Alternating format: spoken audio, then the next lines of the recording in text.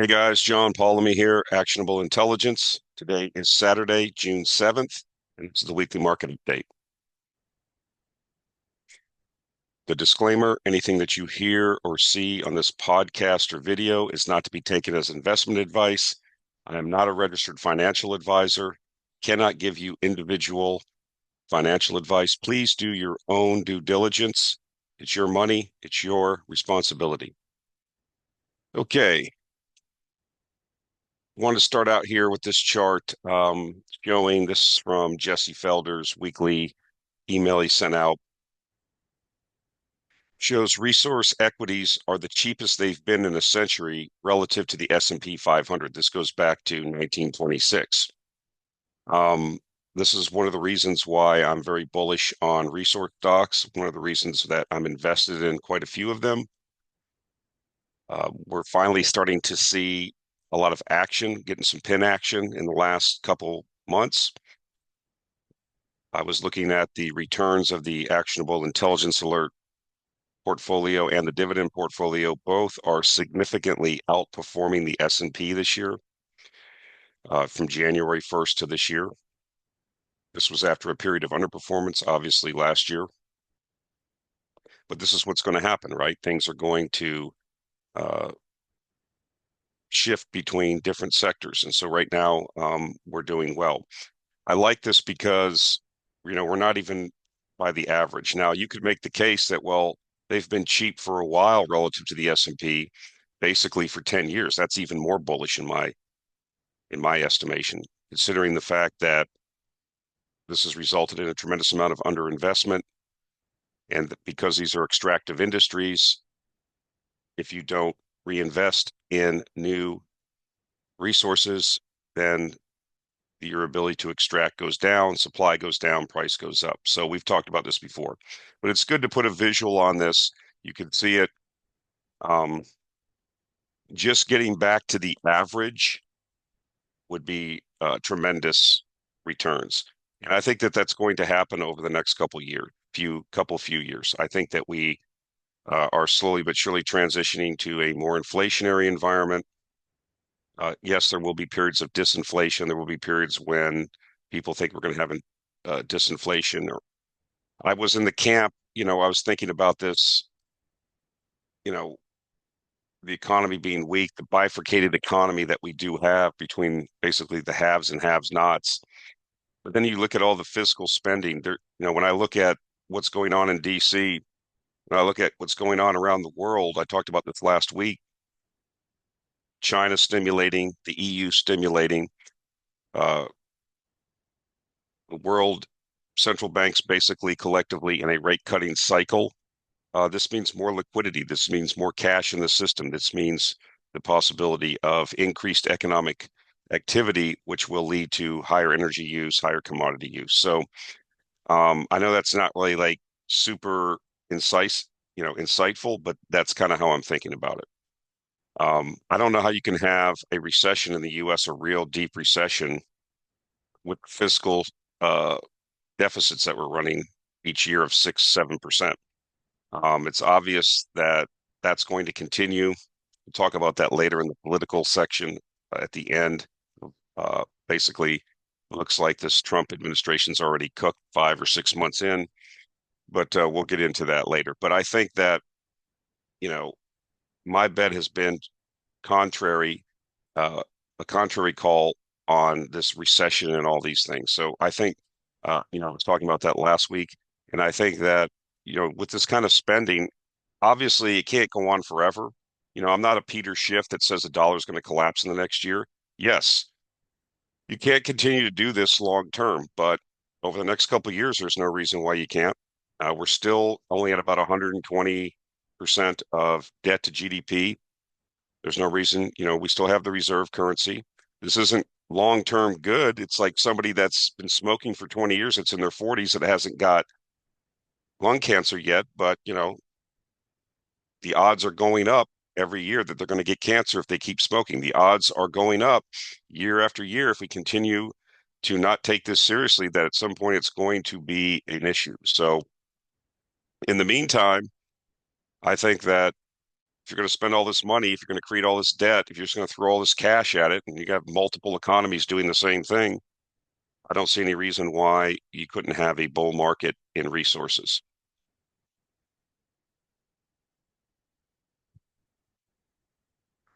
So again, I've been very bullish on oil, been contrary to a lot of other folks.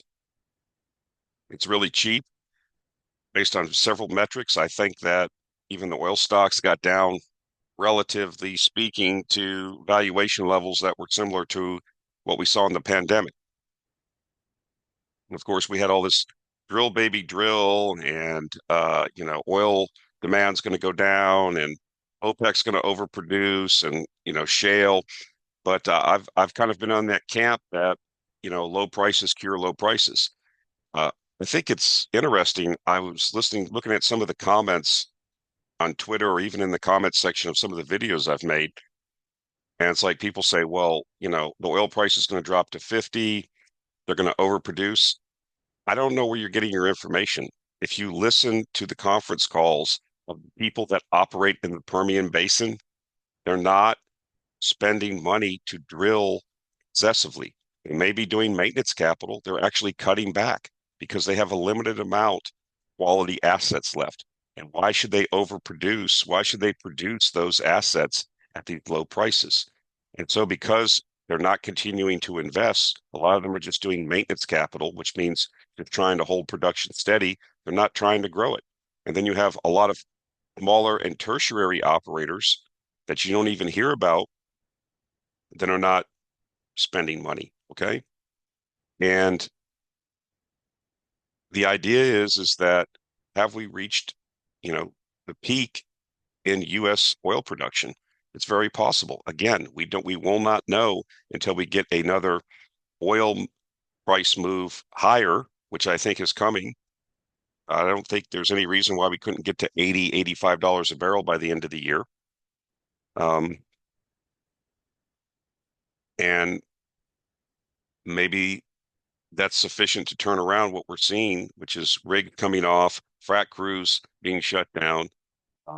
Inevitably, because of the high decline rates, that's going to uh, cause U.S. production to at least plateau or go down. Again, I'm not convinced yet one way or another if this is a geological certainty or just a price reflection of the price. And if price comes back, then activity will come back. But anyways, looking at what Goring and Rosenzweig said in their recent commentary, have the chart here on the left. It's the gold oil ratio along with the OECD inventories, OECD being the developed countries. You see the gold oil ratio on the left. You see the inventories on the right. You see inventories are really down massively historically going back 30 years. You see the gold to oil ratio has been going almost parabolic, mostly because gold's been going up and oil's been going down. But here's the commentary from the report that I think is pertinent. Since 1990, the median forward 12-month return for spot WTI crude has been about 4%. But when oil has traded at these kinds of relative discounts, talking about the gold to oil ratio, when an ounce of gold buys more than 25 barrels, that median return has jumped to 30%, writes Goring and Rosenzweig. So we're up around, 60 on the gold to oil ratio. We're up to an area that we saw during the pandemic, and you saw what the returns were coming out of the pandemic. And so again, we've had this period of low prices. It's actually been beneficial for the world economy. It's a big tax cut. I think I saw gasoline here in Texas, where I'm at the other day at a station, $2.55 a gallon regular. That's pretty cheap. That's a tax cut for consumers. That's a good thing. That's not a reflection of drill baby drill. It's a reflection of um, the dynamics of the oil market and the perception that this trade thing was going to lead to a lot of this is like paper markets, not actual physical market, because you see how low inventories are. So my suggestion is if economic activity surprises to the upside, which is what I think is going to happen, I'm talking about worldwide, then the call on OPEC and the oil industry will be to increase production as price rises. And will they be able to do that? Well, we'll see. This is the Baker Hughes oil rigs, comes out every week. It's interesting, since about late March, early April, the thing's kind of going down quite a bit. A lot of rigs, I mean, this is like falling off a cliff. So what has happened? The price. People finally have made decisions. Hey, shut it down. You know, can't make money. So that means when you shut rigs down and you stack rigs, those crews go home. Okay. A lot of these guys make big money, 150, 175, 200 grand a year in the oil field. Believe me, they spend it. Okay. They work long hours. They usually got a wife and a couple kids at home. They travel for work. They all got big trucks. They all got big payments. They got to go out and find something else to do. And so if you want to turn this back on at some point, they're not just going to sit at the house and wait to get called back. They have to go find other things to do. And so when it does turn, how fast can you bring the rigs back? How fast can you bring people back? And something's going on here. Where's drill, baby, drill? So this is a reflection of the price. This is a reflection of the fact that these oil companies that own the acreage out, we're not going to go like crash down and, in oil production, but we could see oil production plateau. And that's enough right there to send a signal to the oil market. Wait a minute. If not, this cornucopia of shale in the U.S. may have peaked. And if that's the case, then that's going to reverberate through the entire oil market, in my view. So this is something to continue to watch. It's not only just oil rigs being stacked, frac crews are actually being turned off also. Now, the retort will be, well, drilling's become more efficient. Well, that's not, because that didn't happen in the last 2 months. People say, well, you needed 10 rigs before, you only need one because they're so efficient now. Well, that didn't just happen in the last 2 months. Something else is happening. And price was sufficiently low where people in these companies that make the decisions just said, shut it down. And you're already, like I said, you're already seeing the oil price now starting to creep back up. So we'll see. This is a tweet by Christine Guerrero, follow her on Twitter. This is a article from the Houston Chronicle. It's behind a paywall, but I just wanted to point this out. It said in Texas, Trump enthusiasm wanes as price plunges. Quote, it is likely that onshore oil production has peaked and will begin to decline this quarter, unquote. Then it goes back down here. This is from the Houston Chronicle, Houston being the center of the oil industry in the United States. It's where all your big companies are, up in Katy, along the freeway. Um, and so, of course, I didn't get to read the article because it's behind the paywall, but this is something we've discussed. If this is in the Houston Chronicle, then this is the, people need to sit up and take, it's reaching the mainstream now. This is something we've been talking about for over a year.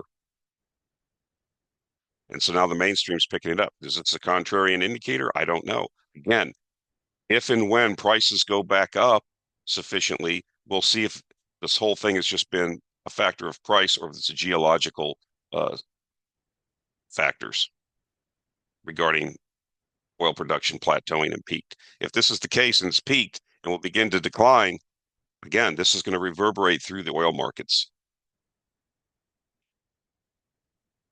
So where are the values? What have I been talking about? Canadian oil and gas, long life oil sands, SAGD operations, tremendous value there in Canada. Okay. Mark Carney isn't going to shut the oil industry down. Okay. It's not going to happen. It's a cash cow. And you have these crown jewels that are almost be given away. Remember, I was talking about buying CNQ, Canadian Natural Resources. Somebody said the other day on the comments that all I do is give diatribes and no good information. I've given out all kinds of good information. If you want the really choice good stuff of how we're, beating the S&P by about 25% this year, you got to subscribe and pay. But I do throw out nuggets. You could have bought Suncor, CNQ, Meg Energy very cheaply over the last year. We were talking about it. And so what's happening in Canada now? Insider buying of Canadian oil and gas stocks at some of the highest levels we've seen in 5 years, according to BMO. $54 million in open market purchases March 1st to May 31st. So, and it goes on. I didn't put all the whole tweet on here. There was also an article. Yahoo Finance in Canada had a big article about it. I'll probably put it in the free weekly email. Let's talk about insider buying.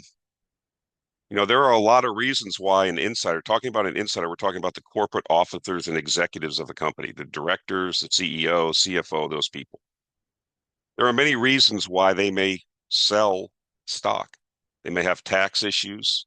They have to pay their taxes. Maybe they decided to build a bigger house.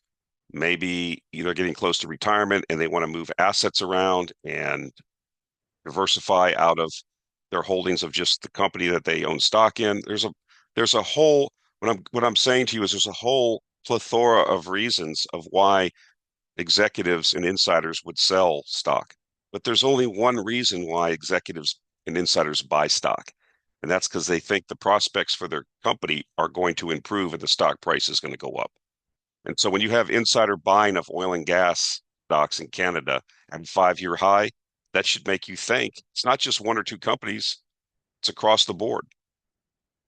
And in fact, in the article, if you read it, which I'll put a link to it in the show notes, there's a company, I'll throw it out there. There's a company up there called Prairie Sky Resources. I like the company. You can actually, the CEO has been buying a lot of the stock. Okay. And it's actually the stock is currently trading below what he paid for. So you go along with the CEO of Prairie Sky at a cheaper price than he paid. That's a nugget for you right there. How many people will take advantage of this? How many people were buying Suncor when Elliott came in? Management has started turning the company around. And you get those long life, multi-decade CNQ, probably the best managed oil company in the world, one of the best managed companies in the world. Crown Jewel was selling at a huge discount. So everybody was worried about tariffs. Everybody's worried about a recession. Everybody's worried about the oil price going to 50. Could it go to 50? Absolutely. Anything can happen. Cannot know the future. But when things get cheap enough, and then when even the insiders are buying, that should be ringing the bell for people. So there's still opportunity here, tremendous opportunity. So this was another tweet that Christine Guerrero had. Coal-fired power generation is growing faster than natural gas. I wonder why that's happening. Uh, and then, so you see, going back to 2015, this chart shows the light blue is the coal, new generation of coal in gigawatts for coal, and light blue and natural gas generation in dark blue. And you can see that coal, every year has been doing fairly well. It's holding its own. In some years, it exceeds natural gas generation. And so last year, we saw a tremendous amount of coal generation come online. Okay. These are final investment decisions for new coal and natural gas fired generation for the entire world. You will note in green that shows you the China share of this new generation. You see from 2019 to 2023, China was some of the major impetus for new generation. We've talked about this before too. I mean, China's the 800-pound gorilla in the room, and they're not opposed to using coal. So last year, that kind of declined a little bit from about 70% to 60%, the generation. But you see how coal has outpaced natural gas last year. Why is this? Okay. This is because gas turbine generation costs have doubled over the last 3 years. Okay. I've said this before. Coal is being underestimated. I'm not going to get into the differences between thermal and metallurgical, but everybody hates coal. Nobody's invested in coal. Coal's going away, but we know that's not true. If you look at things holistically and worldwide, coal generation is increasing. As a matter of fact, in this month's Actionable Intelligence Alert newsletter, the paid version, I have added a thermal coal producer to the portfolio that's paying a nice dividend. And if you look at, is buying back stock, and I think has potential. Does it have some risk? Yes. Can coal prices go down? Could I be wrong? Yes. But I think, you know, you're being able to buy. This is a company that was spun off from another company and was basically like a 15 bagger and then has dropped subsequent to that. After they spun this company out, the parent company, they wanted to be disassociated from coal. Many companies have done this, right? They don't want coal on their balance sheet because they don't want to, BlackRock and Vanguard and all these companies that own them pressure them to sell their coal assets. And so they don't want anything to do with them. So they spin them off to their shareholders. The shareholders don't want it, so they just dump it. The stock got dumped. You could have bought it very cheaply. And then you had the invasion of Ukraine by Russia, which spiked coal prices in 2022. And the thing was a 15 bagger. Subsequent to that, the coal prices came down after the panic buying in 2022. They got down to about $90 a ton thermal, and this company dropped 80%. Now, I'm not saying coal prices have bottomed, but if my theory about coal generation and energy consumption increasing because the world economy is not going to go into a recession, it's actually probably going to surprise to the upside, then coal's going to be part of that. As we say in West Virginia, coal keeps the lights on. If you drive into West Virginia, you'll see the signs. Walker Cat puts them up, billboards. And that may not be true in the US, but it's true in many other parts of the world. And it's an underinvested sector. No, it's a hated sector, and it may be on the verge of turning now. And so that's the kind of probabilities I like to play. And so natural gas was supposed to be this big panacea, which it is. It's a lot cleaner burning.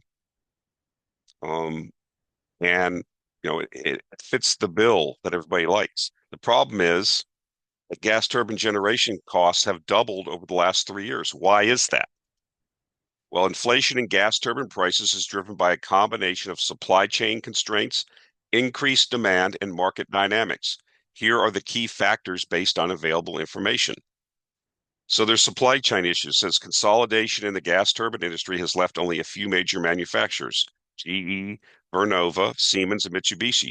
You've heard me talk about GE, Vernova, and these companies and their gas turbine backlogs, and the fact that the companies are not rushing to increase manufacturing capability. They learned their lesson. And so if you try to buy like a big heavy gas turbine now, you're probably going to have to wait 3 to 5 years. That's how full the order books are. Now, will they slowly but surely increase production? Yeah, they won't be able to help themselves, but that's a constraint. Rising demand, growing electricity demand, particularly for data centers and AI infrastructure, has spiked interest in combined cycle gas turbines. This demand surge, coupled with long lead times up to 5 years, has enabled manufacturers to raise prices without immediate pressure to increase production capacity. We've talked about all this. We told you this was going to happen. Again, the market is dominated by a few key players, reducing incentives to lower prices or ramp up production. Over the past 3 years, prices for combined cycle gas turbines have reportedly doubled to around $2,500 a kilowatt, reflecting this lack of competitive pressure. So the price of combined cycle gas turbine generation has doubled over the last 3 years. But coal, now stays cheaper. People do make economic decisions. It's not just all based on, around the world at least, just based on ESG. And then, of course, we've passed peak ESG, and India and China and Malaysia and Bangladesh, Pakistan, none of these people, that's not their primary concern, ESG. Their primary concern is keeping the lights on.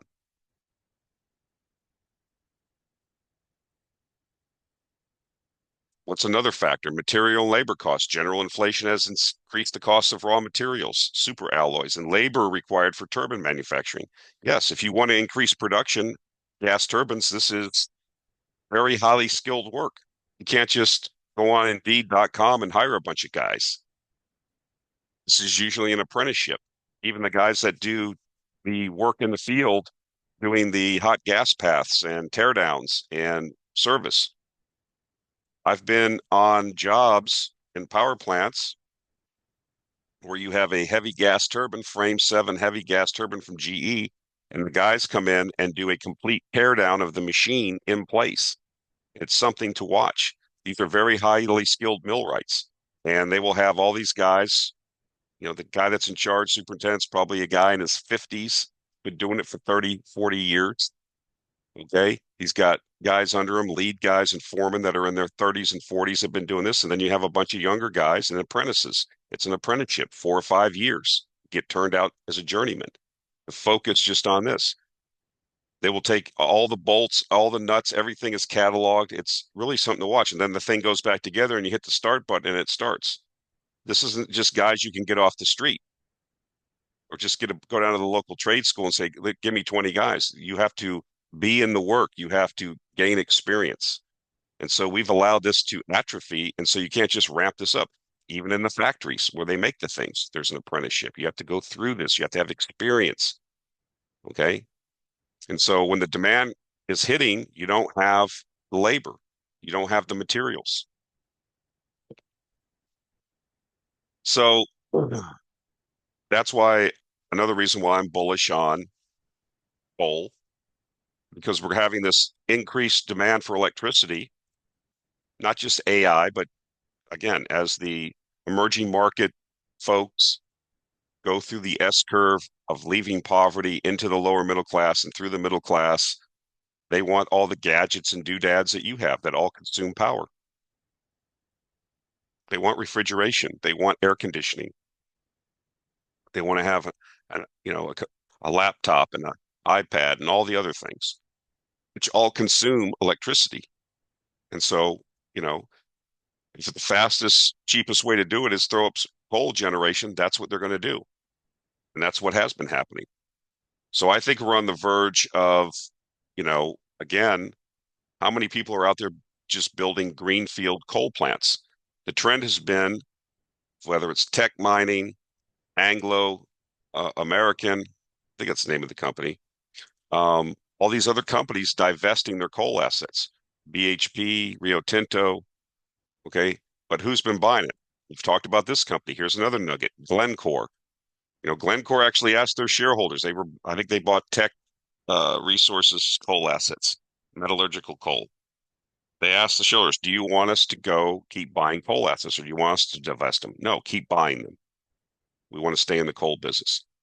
The argument was made by someone that, coal will be like hated like tobacco stocks, but will probably have those type of returns over long periods of time because coal's not going anywhere. I actually have demonstrated and shown that coal use is actually increasing around the world overall, not decreasing.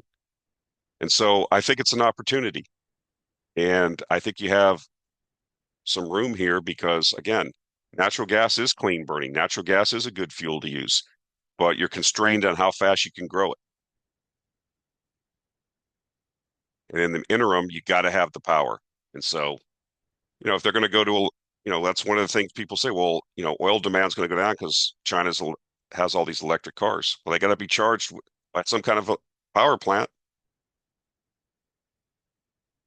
So we're sitting in the right place at the right time. Where whether it's uranium, whether it's coal, whether it's oil, these things are going to become more constrained, not less constrained. That's my suggestion that I think we're going to outperform over the next decade. But again, we're just playing probabilities here. So Nick Jones, guy I know, good guy. He pointed this out on Twitter. I wanted to bring this up that, Kamico, along with, I think it was Brookfield, bought, Westinghouse. I think Brookfield owns 51% of it. Uh, and he says here, Kamico bought 49% of Westinghouse on a reasonable multiple of its services and fab business and got the new build business for free. Now the new build business is going to contribute 8% of the purchase price in EBITDA in 1 year on one project. And so if you go to the Kamico site, they They're basically working on these reactors in the Czech Republic. This is just the beginning. What I wanted to point this out is it's nuclear renaissance, okay? And some companies are going to benefit because, again, that industry has shrunk so much. It's not something you're just going to be able to ramp up. So the people that already have the businesses, that have the know-how, that have the bench, okay, they're going to do well. And that's where we need to focus. If Cameco, isn't just a uranium miner. They they make uranium fuel, they process it. They actually have this Westinghouse business. And a lot of people criticized Cameco for buying this into this. They said it, was a bad decision, but I think it's going to end up being a good decision. Last thing I wanted to talk about this week. No, it's not the last thing. Wanted to talk about this. I haven't been a big silver guy. I do own a lot. I'm going to say a lot of physical silver. I own physical silver. I've owned it for a long time.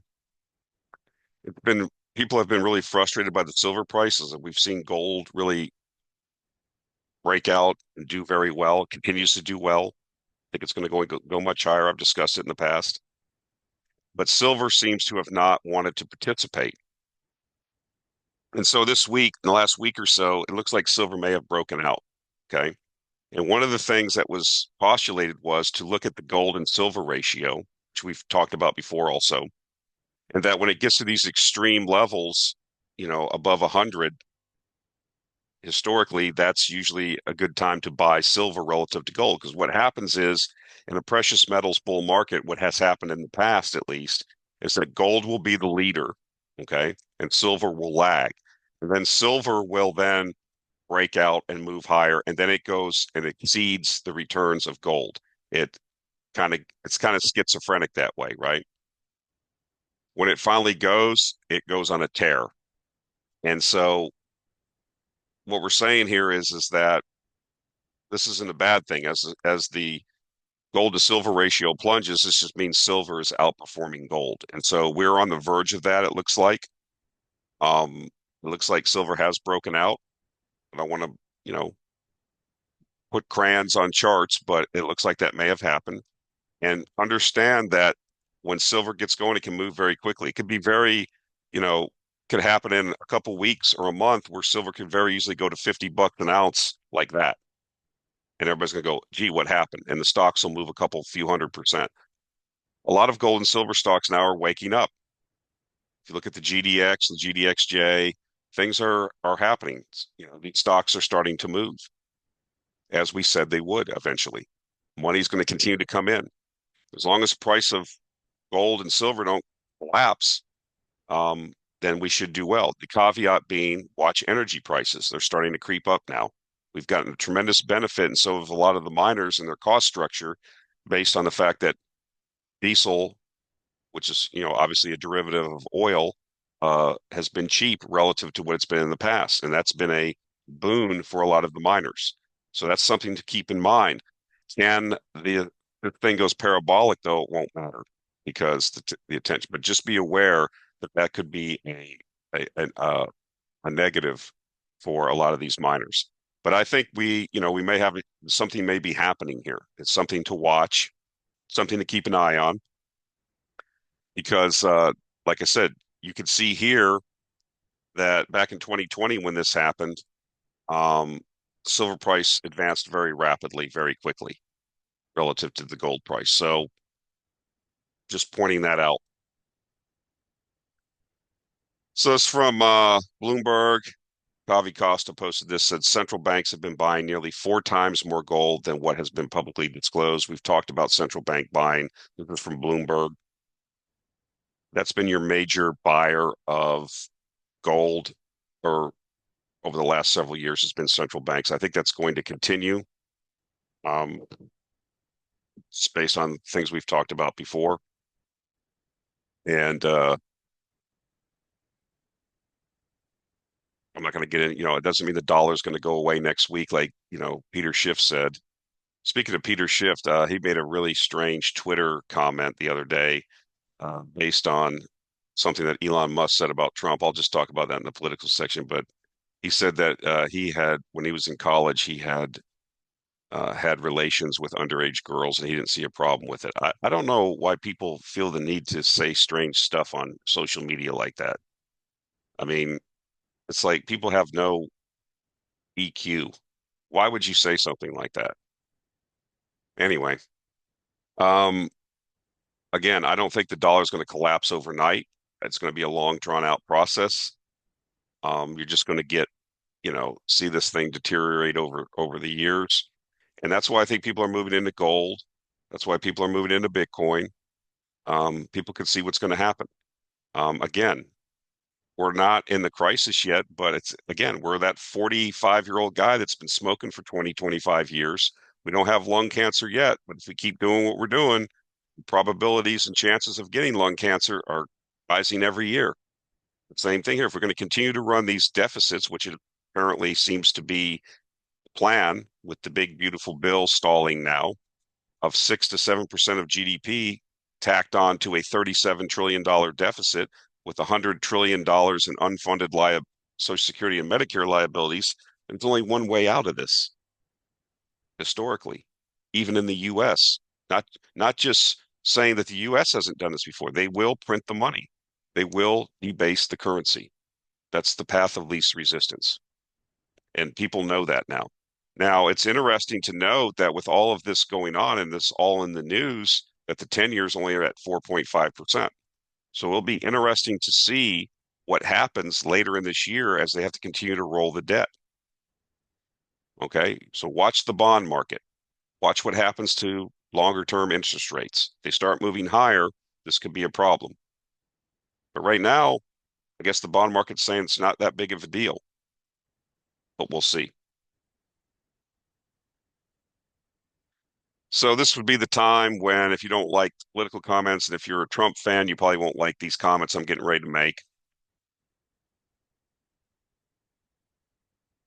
You can disengage at this point. So this second Trump administration looks like it's cooked. I think coming into this, a lot of folks, including myself, had some high hopes because it looked like there was a little bit more professionalism this time. It was more thought out. But it's just right back to the same thing it was before. It's just totally unorganized. I don't put all the blame on the administration because they set these expectations that really aren't achievable. Again, as I've said before, with regards to how things work in the Imperial City there in DC, the things that are necessary that we need to do to fix our issues around the budget and the fiscal situation and the debt, they simply aren't politically possible. You have to deal with the entitlements. They're untouchable. It's just that simple. Okay. And there's just not enough. Yes, I think that you should get the computer systems um, fixed up. I think that they should be talking. I think you should try to root out waste, fraud, and abuse and people that are just stealing. I am glad that they got rid of USAID basically because all that was an instrument of the deep state to go around the world and cause all kinds of mischief in other countries. But as an exercise of fixing everything, you're not going to fix 40 or 50 years of entrenchment by these interests and these deep state people in a 4-year term. It's just not possible. It's just not politically possible. The things that need to happen are not politically possible, and the things that are politically possible are not going to fix it. You need a major crisis to focus everyone's mind on there's no other option but to do what's right. And we're not at that stage yet. And so this thing went off the rails last week. Now, there are some people out there, as I get this, they're going to say this is 4 and 5D chess. Um, Musk is basically out of the administration, it seems now. It looks like he's frustrated that he couldn't get as much cuts because he didn't really, I don't think, understand how Washington works. That these entrenched interests were going to fight him the entire way. These mandarins, yes, they were able to do a little bit here and there, but they were never going to get 2 trillion or 1 trillion. So then you had the sycophants of the Trump administration, like Steve Bannon, going after him hard. Evidently there was a big screaming match outside the Oval Office between Bessonette, the Treasury Secretary, and Musk. And Bessonette was calling Musk a fraud, that he made all these promises and didn't deliver. And Musk was saying that he was a failed hedge fund manager. I mean, this is allegedly what was happening. Now, a lot of the people, the sycophants of Trump, are saying this is all 5D chess. And so then Musk came out and said that Trump should be impeached because of the big bad, big beautiful bill. And then he also implied that Trump is on the Epstein list. That's why it hasn't been released, and that Trump's a pedophile. That'll be music to the ears of many, many progressives. They've been saying that for a while. Um, Musk announced the Trump budget as pork and demanded that Republicans in Congress refuse to pass it. It's just not going to happen like that. This isn't how politics works. Tried to explain this many times. It's just nothing major drastic like you have in Argentina with Milei is going to happen until you have a major crisis where the majority of you can't do anything but fix it because it's so obvious. It's just not obvious to people yet. They don't see it. They don't feel it yet. You have to have a major crisis where the dollar, plunges and interest rates go high and you go into a, real economic crisis. Then people go, gee, wow, now we need to do something. We start coughing up blood using that smoker analogy. Then it's time to go to the doctor and say, well, you got, stage 4 lung cancer. We got to do radical chemotherapy and surgery. We're not to that point yet. So, I mean, going on here with the cooked and being cooked, Doge is a complete failure.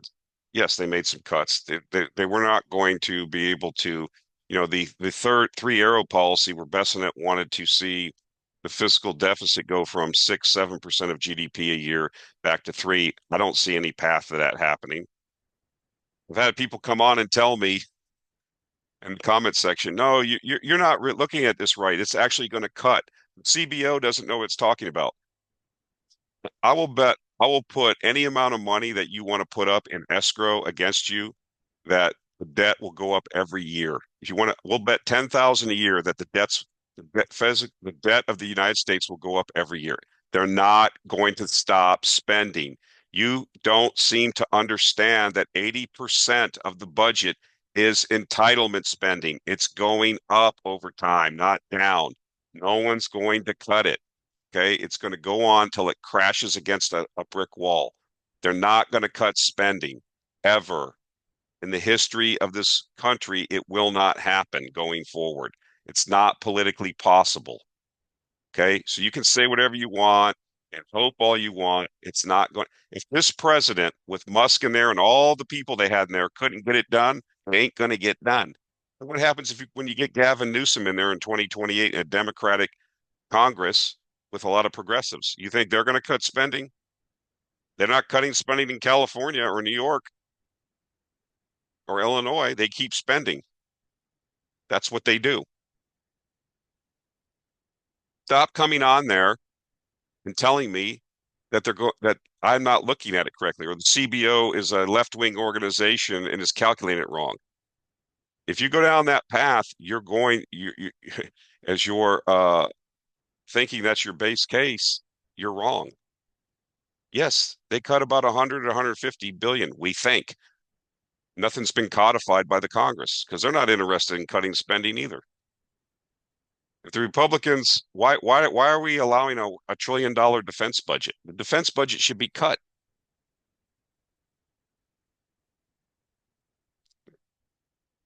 So continuing on, Doge is a failure. Stick a fork in it. Musk is out of the administration. I spelled tariff wrong here, but anyways, tariff policy is confusing. We still don't know what's going on with that. It's a 90-day reprieve. Hopefully that's just going to be 90 days and everybody will forget about it and we'll just, move on as business as usual because this was very confusing and not well thought out. And all it did was rattle the markets for a few months and what was actually achieved. Now, to Trump's credit, a lot of people have committed to investing a lot of money in the United States, but we'll see if it actually happens. That would be a good thing. I'm not saying that this administration is totally failure, just like the Biden administration did some good things. I give credit where credit's due, but it's not three arrow policy that's going to get them reelected in 2028 or hold on to the Congress next year. They really, this thing is getting stuck in the mud, let's put it that way. Ukraine policy is confusing. Are you in or are you out? What are you doing? I had Frederick Merz, the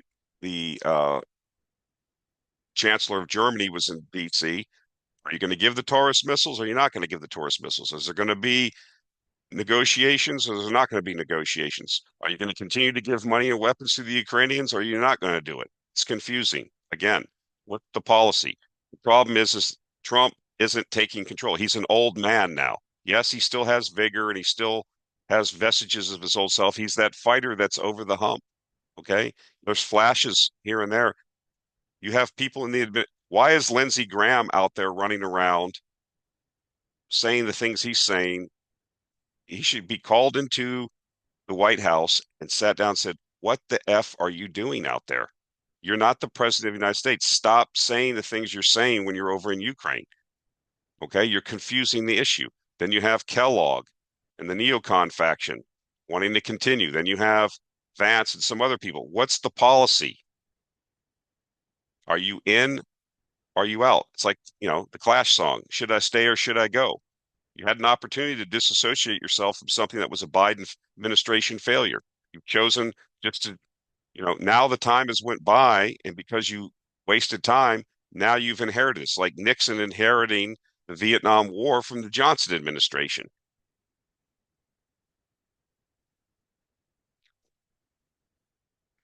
Here's something I think that could be a big issue. This is another one of the three arrows. The first three arrow was getting debt to GDP on a yearly basis down from 6 to 7% of the deficit down to 3.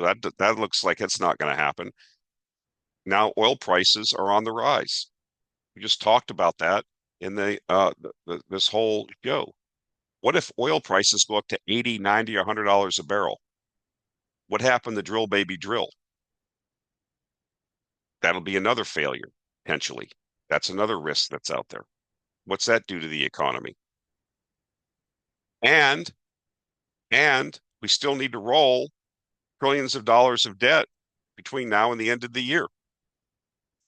That's still coming down the pipeline. What's that going to do to interest rates? What if interest rates go to 6% on the 10-year, 6.5, 7%? The housing market is already in a funk. What's that do to the economy? So there's a lot of risk out there, and I don't see this administration, you know, being able to pivot on things. What if the big, beautiful bill doesn't go through and we don't get these tax cuts? And if we do get the tax cuts, what's that do to the deficits?